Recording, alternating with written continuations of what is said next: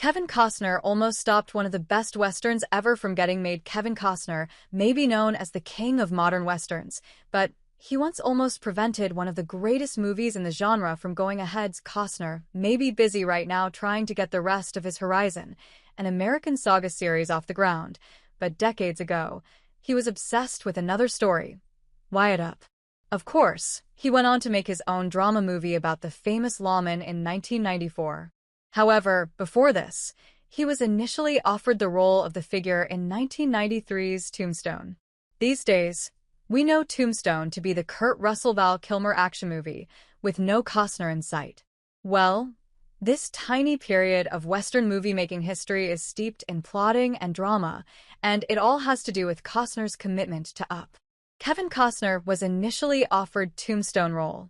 Before a Wyatt Earp solo movie had been planned, Costner had been offered the same role in Tombstone, which would later go to Kurt Russell. Rather than starring in an ensemble piece, Costner opted to make a solo project about Earp instead. At this point, Costner had already cemented himself as a powerful figure in the genre thanks to the success of Dances with Wolves in 1990. As such, all eyes were on Wyatt Earp, and it was assumed that if one of those movies was to fail, it would be Tombstone.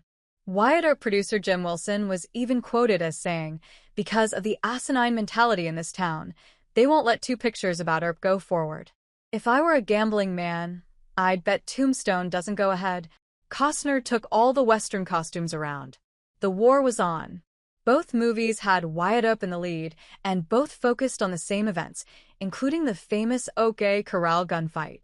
In short, this town wasn't big enough for the both of them. Both productions took place around the same time, which resulted in new problems.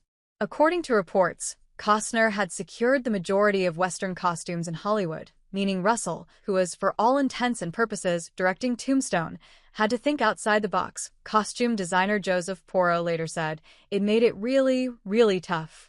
There wasn't even a cowboy hat left to rent anywhere at any of the studios."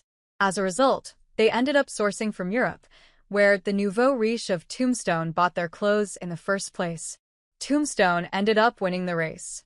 In the end, both movies were released just 6 months apart.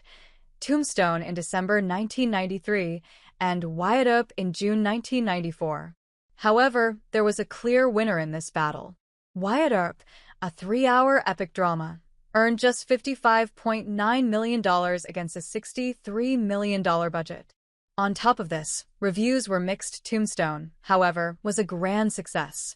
It earned $73.2 million against a $25 million budget and has since become a cult classic and a landmark of the genre.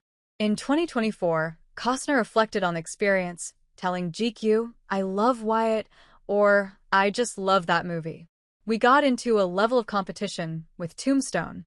A good friend said, 'Look, we can postpone this movie. We don't want to compete.' And I said, 'Look, I'm sure this director wants to make this movie, let them.'